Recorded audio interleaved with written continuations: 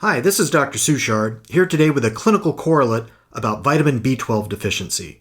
And we'll be focusing mostly on one of the reasons someone can have a B12 deficiency called pernicious anemia. The goals of this presentation are that after watching this presentation and studying the related materials, you should be able to outline the clinical features of vitamin B12 deficiency, to explain the mechanism whereby B12 deficiency causes megaloblastic anemia, and to describe how B12 deficiency is diagnosed and treated. Spoiler alert, vitamin deficiencies are treated by supplementing with the vitamin in which the patient is deficient. So at least that part is quite straightforward. We are going to start off by asking, what is vitamin B12, and to discuss how it was discovered and its link to pernicious anemia. As we can see here, vitamin B12 is a complex molecule, bigger than any of the other vitamins, and it contains an atom of cobalt complexed within a corrin ring. The corrin ring is a square-shaped structure surrounded with a sequence of alternating single covalent bonds and double bonds. Corrin looks a heck of a lot like the porphyrin ring seen in the heme group of hemoglobin. In fact, it differs only in the absence of a couple of double bonds. Corrin is very similar chemically to a porphyrin ring, so it's not too surprising that if porphyrin can complex with iron to form heme, corrin can complex with a slightly different metallic ion, creating a biologically active molecule. In this case, it complexes with cobalt, element number 27, which is right next to iron, element number 26, in the periodic table. There's an R group that is bound to the cobalt ion in B12, and we have different cobalamins depending upon what that R group is. There are at least 4 different cobalamins to know something about. The more metabolically active cobalamins have either a 5' adenosyl group or a methyl group attached to the cobalt ion. If there is a hydroxyl group attached, we call that hydroxocobalamin, and if it is bound instead to a CN-, a cyano group, that molecule is called cyanocobalamin. Most of the B12 supplements that you can buy or administer as drugs to people are the cyanocobalamin form. As a vitamin, B12 is vital, and we need a few micrograms of it daily. You can see in this table that the larger you are, the more B12 you need, and the greatest need is during pregnancy and breastfeeding because you need to supply 2 organisms at once. The graphic in the upper left showing various capsules of vitamins in different colors actually includes an error. Here vitamin B12 is shown in an orange capsule, but it should be deep red, as we're going to see later.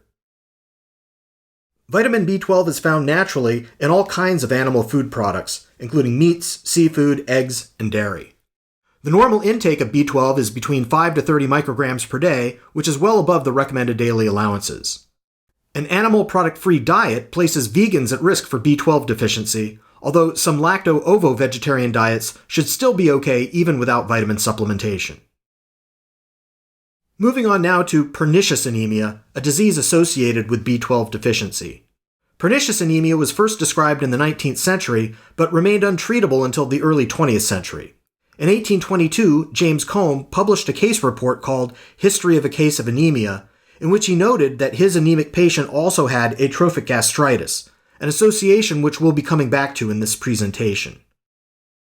In 1849, Dr. Thomas Addison also reported on the same disease, and it came to be called Addison's anemia, basically stealing the eponym from Dr. Combe. Addison is now much better known for describing Addison's disease, which is adrenal insufficiency, where the patient cannot release enough steroid hormones, especially in times of stress. The photo on the far right shows a tattoo on a patient with Addison's disease that basically serves as a permanent medical alert bracelet, letting any treating physicians know that they might need supplemental hydrocortisone, a corticosteroid. So now we've got a disease associated with anemia, but where did the term pernicious come from? In 1872, the German physician Michael Biermer wrote a more comprehensive description of the disease in, please excuse my 3 years of high school German, über eine eigentümliche Form von progressiver pernicioser Anemia, which means about a peculiar form of progressive pernicious anemia. The word pernicious means having a harmful effect, especially in a gradual way, and that is definitely true of pernicious anemia if left untreated. Because of Biermer's contribution, pernicious anemia is sometimes referred to as Addison-Biermer disease. Because there was no treatment available, pernicious anemia was uniformly fatal before the 1920s, when it started to be treated by having the patients eat raw liver. Now, this slide here might be getting dated since it refers to the PBS show Downton Abbey, which had its 6th and final season in 2015. But in that season, the character Dickie Gray was thought to have pernicious anemia, and he was expected to die within 1 to 3 years. It turned out, though, that he had iron deficiency anemia instead, and my personal suspicion about this fictional character is that he might have had colon cancer with associated blood loss causing his anemia instead. The liver therapy that I just mentioned was discovered in the 1920s by these 3 gentlemen, Whipple, Minot, and Murphy, who went on to win the 1934 Nobel Prize in Medicine. Now, I'm not a fan of liver, but I suppose it's better than death. It was this guy, William Bosworth Castle, who discovered the connection between stomach issues and pernicious anemia, as initially reported a century earlier. In 1927, Castle performed an experiment where he ate raw hamburger, since meat was known to contain some component that treated pernicious anemia. He waited an hour and then vomited. He fed this hamburger vomit to patients with pernicious anemia, and they responded with an increased reticulocyte count, showing that their bone marrow was pumping out more red blood cells, treating the anemia. However, if the patients themselves ate unregurgitated raw hamburger, they had no response, thus showing that something in a normal person's gastric juices, some intrinsic factor, was necessary for absorption of the vital component of meat. Moving forward, vitamin B12 was first isolated in 1948, so it could replace raw liver and liver juice therapy. Instead of eating a half pound of liver daily, patients could either get injections of B12 or be given very large oral doses which overcome the impaired absorption. Current treatment regimens are to give intramuscular IM injections of 1,000 micrograms weekly for a month, followed up by monthly dosing. The picture in the lower left shows why I said before that orange is the wrong color to denote vitamin B12. It's actually a deep red, which makes sense because the iron-containing heme ring that makes our blood red absorbs wavelengths of light very similarly to the cobalt-containing corrin ring. And on the right side, we see a cross-stitched tribute to Dorothy Hodgkin, who determined the chemical structure of vitamin B12 through X-ray crystallography, for which she won the Nobel Prize for Chemistry in 1964. Next, we're going to move on to discuss what vitamin B12 does biochemically. Which metabolic reactions is it involved with? Vitamin B12 is a cofactor for only 2 enzymes, methionine synthase and methylmalonyl-CoA mutase. On the left, for the reaction labeled with the letter A, we see homocysteine being converted to methionine, so that would be the reaction catalyzed by methionine synthase. In that transmethylation reaction, a methyl group is taken from methyl tetrahydrofolate, leaving tetrahydrofolate, which is necessary for DNA synthesis. And if DNA synthesis is impaired, among other things, it will impair the synthesis of myelin in the nervous system. The reaction catalyzed by methylmalonyl-CoA mutase is labeled on the right with the letter B, where methylmalonyl-CoA is converted into succinyl-CoA, which is necessary for the synthesis of certain carbohydrates and lipids, including myelin. So it won't be surprising later when we discuss neurologic effects of B12 deficiency, since it prevents normal myelination. Here's a figure from the pharmacology course textbook showing how B12 and folate, vitamin B9, work together to produce purine nucleotides and DTMP necessary for DNA synthesis. B12 helps to sustain the cycle by regenerating tetrahydrofolate. As we saw in the last slide, there's a transfer of a methyl group from methyl tetrahydrofolate onto homocysteine, converting it to methionine. In that reaction, shown here in the red box, cobalamin acts as an intermediary methyl group carrier, and we see cobalamin cycling back and forth into methylcobalamin. Here's another closer look specifically at that transmethylation reaction, where homocysteine is converted into methionine, reliant on the presence of cobalamin as a cofactor. You've probably heard that elevated homocysteine levels are associated with some adverse health effects, so the presence of adequate vitamin B12 helps to avoid these. This slide is showing a proposed mechanism explaining why homocysteine is bad for us. Starting over on the left side of this slide, normally the homocysteine is converted to methionine, but if it's not, then homocysteine can increase reactive oxygen species. Homocysteine may also allow increased calcium influx through NMDA receptors, and through a series of downstream effects, this increases the activity of caspase, leading to apoptosis or programmed cell death, as was covered by Dr. Schreiber earlier this year in the histology course. The other reaction promoted by vitamin B12 is the conversion of methylmalonyl-CoA into succinyl-CoA. If a patient is B12 deficient, less conversion will occur and they will have elevated methylmalonic acid, or MMA, levels. Remember the Lancet study by Wakefield where the children with developmental and GI disorders had elevated MMA levels? I told you then that it could be related to impaired B12 absorption. B12 is involved here in moving the covalent bond to coenzyme A from one carbon atom to an adjacent carbon. I didn't show all of the intermediary steps here, but for this to happen, the cobalt in B12 changes redox states and a free radical is temporarily created. And it's the 5' adenosyl cobalamin form of B12 that's necessary for this reaction. Next, we're going to discuss how vitamin B12 is normally absorbed and to compare that to what happens with pernicious anemia. We're going to watch a portion of a video from the University of Wisconsin that covers the physiology of B12 absorption.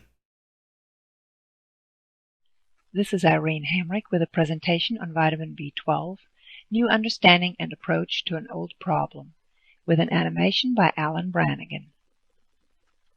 The physiology of absorption is dependent on many steps, including in the saliva, the stomach, the duodenum, jejunum, ileum, and then serum transport in the portal system via transcobalamin. This animation explains the steps of absorption. Vitamin B12 is bound to proteins in the food that we ingest. As we eat, the R binder or R protein is released with the saliva. In the stomach, pepsin is activated by acid, and pepsin splits the B12 from its protein binding sites, allowing the attachment of the R binder to vitamin B12, which transports it to the duodenum.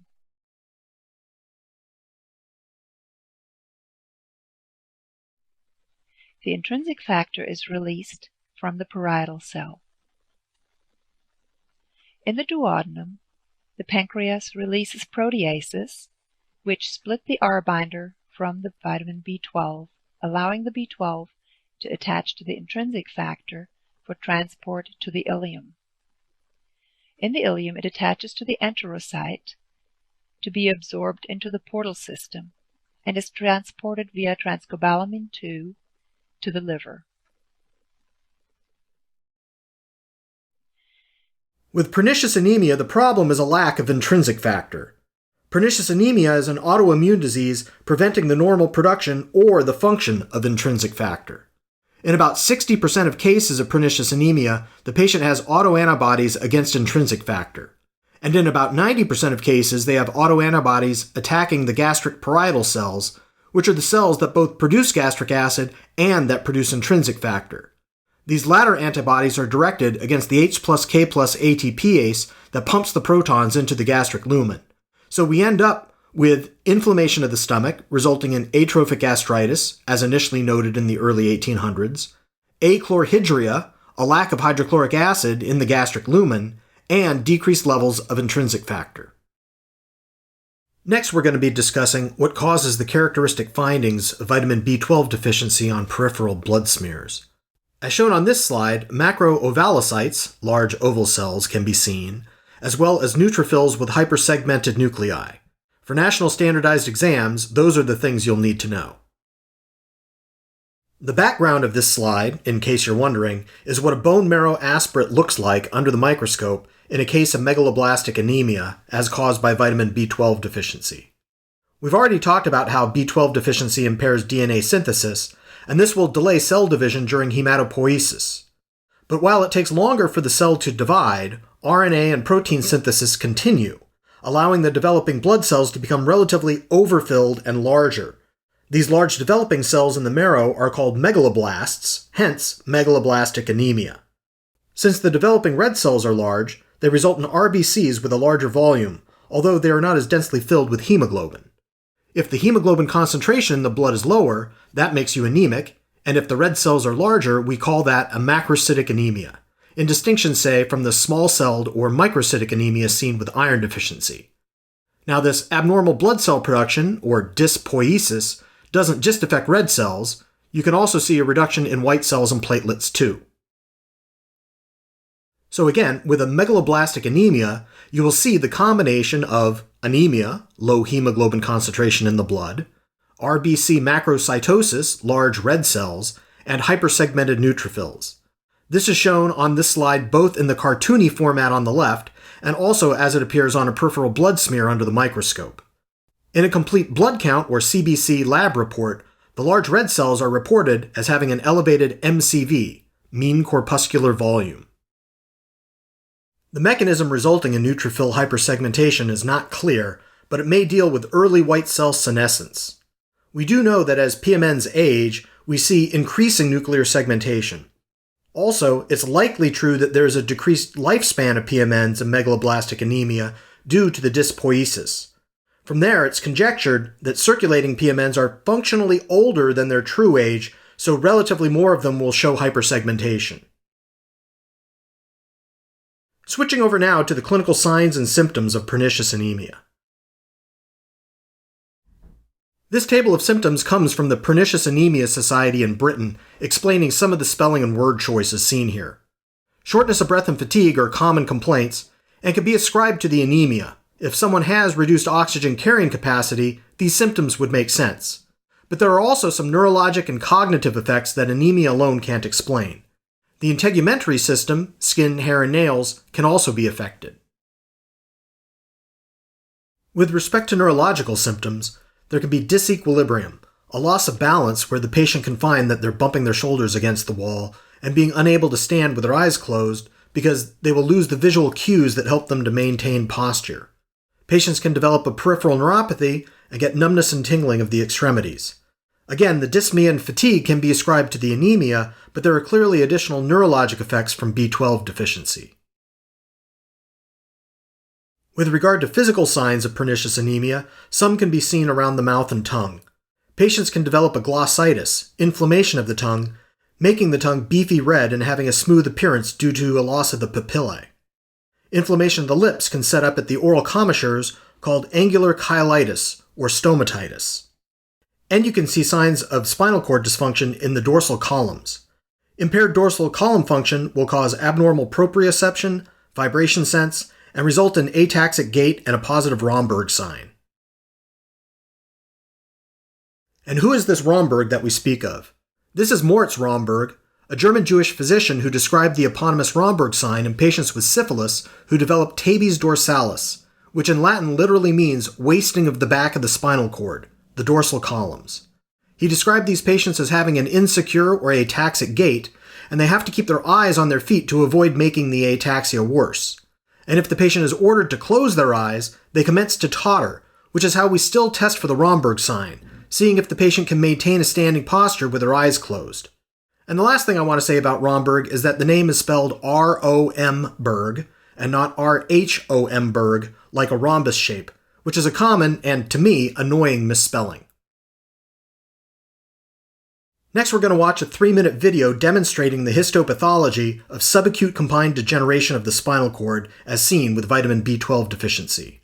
This is one video from Dr. John Minarsik, who has an entire pathology series like this available on YouTube.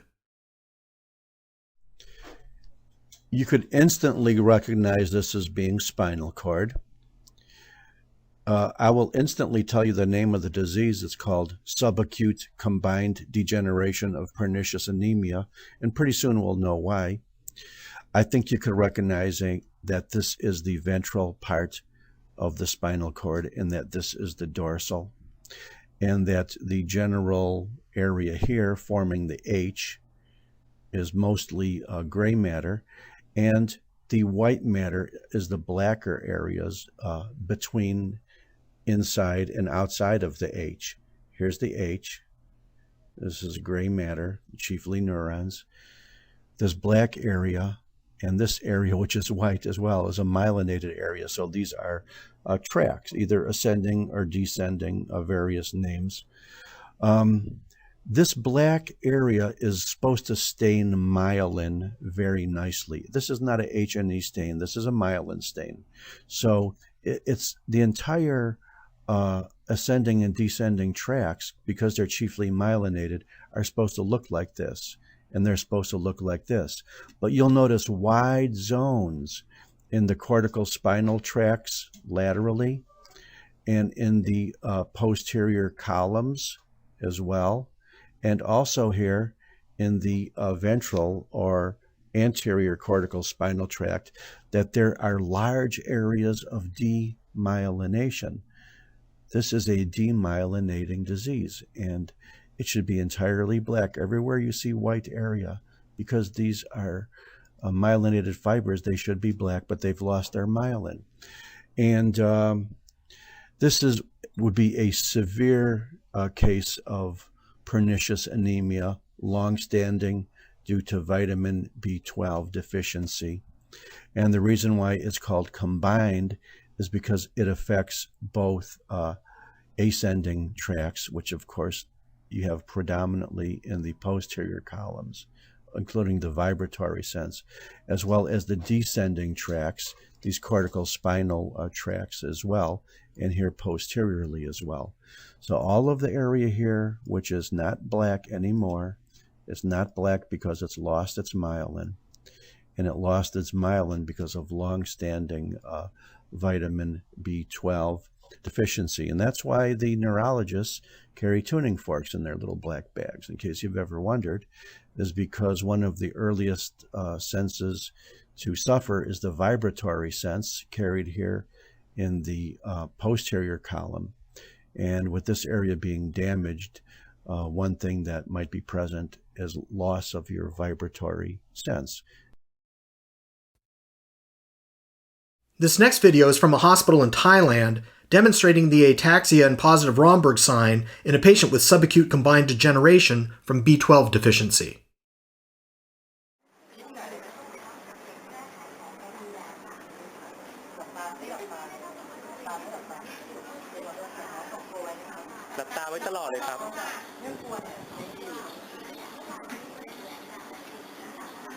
โอเคลองกอดอกครับกอดอกไว้ตลอดเลยนะ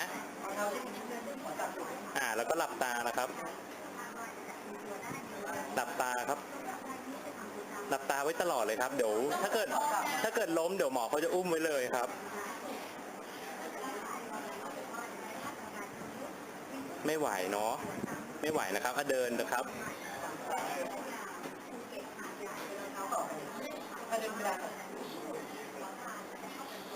น้องตั้นเอาขากางเกงขึ้นหน่อยดิ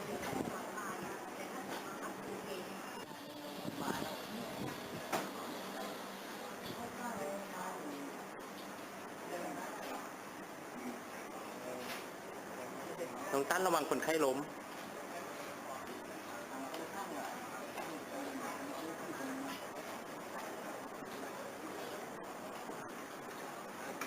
หมุนตัวครับหมุนตัวครับ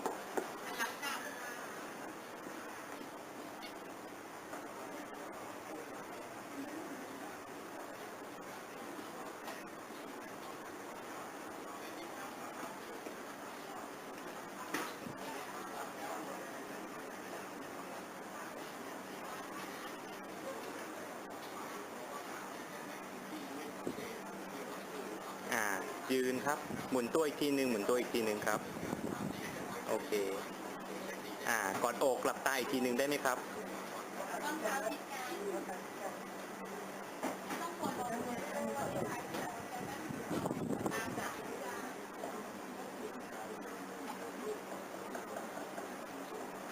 โทษนะครับหาคนปิดตาคนไข้สักคนหนึ่งนะ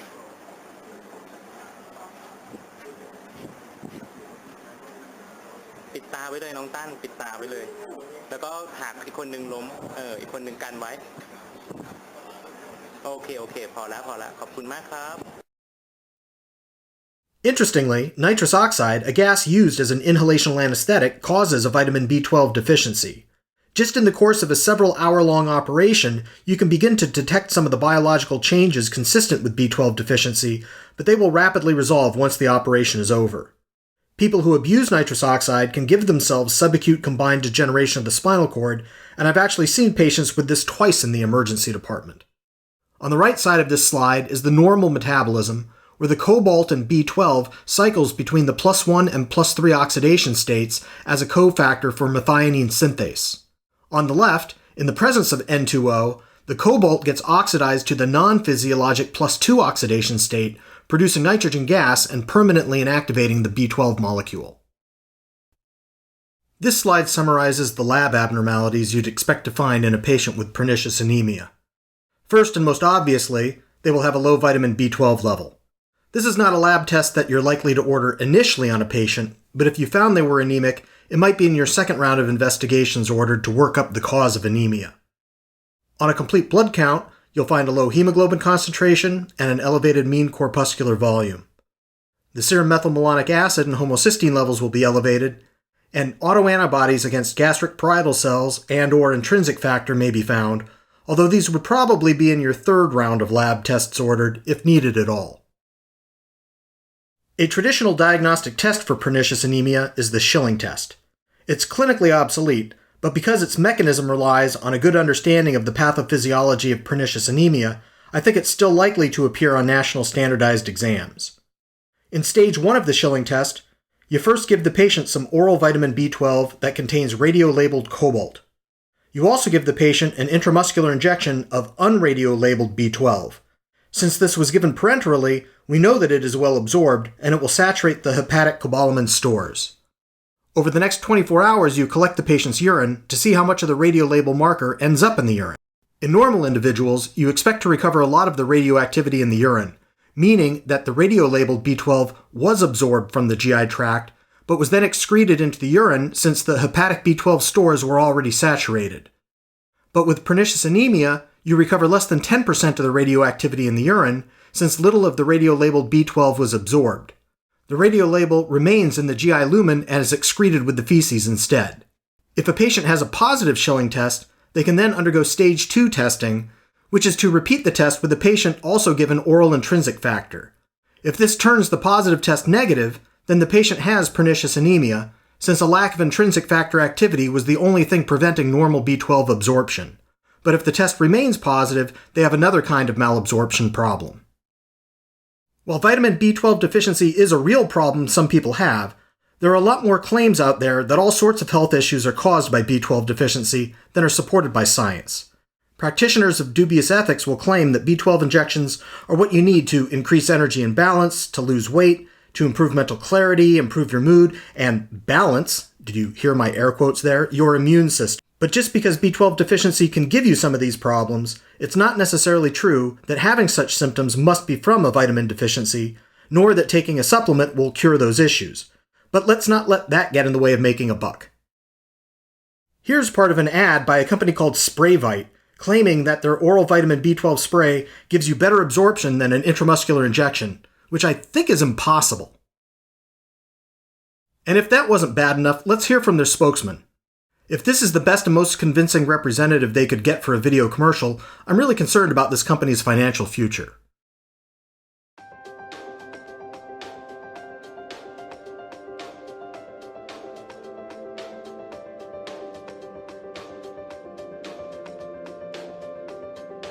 Welcome to Q Sprays. This is an opportunity for you to learn about a powerful new product and a delivery system unlike any other. We offer the Q Sprays now with QB12, one of our flagship products. With the advent of B12 deficiencies out there, unlike having to take a painful injectable or sublinguals where you have to put them under your tongue and hold and then swallow, we now offer a powerful intraoral spray mist developed by renowned Dr. Clive Spray exclusively for Q Sciences. This product, literally for 50 cents to $1 a day, you could supplement with pharmaceutical grade B12 in a spray. If you notice, it's a fine mist. Now, you wouldn't throw it into the air. What you do is you line it up with your mouth. Anywhere within the lining of your mouth, the tongue, the sides of the mouth, you have what's called the buccal mucosa. This is designed to permeate that and get into your bloodstream as quickly as that. Tastes great. It is designed with 240 metered sprays. Every spray is backed up by Q Sciences, and we have the worldwide distribution with them with Q Sciences. So with that, go ahead and spray away and try this powerful product.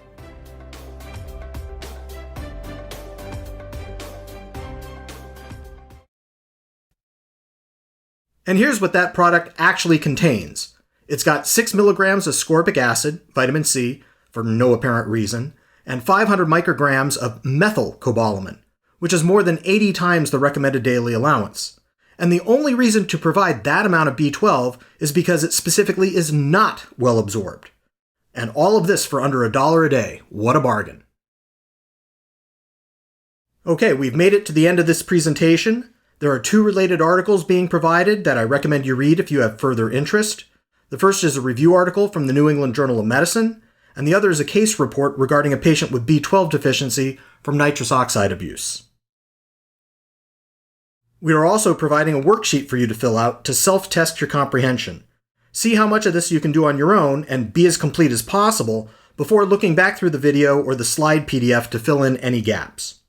If you can answer these questions from memory, then I think you've learned the material just about as well as you need for USMLE Step 1 and for your clinical years. That's all for now about vitamin B12. I'll be seeing you around.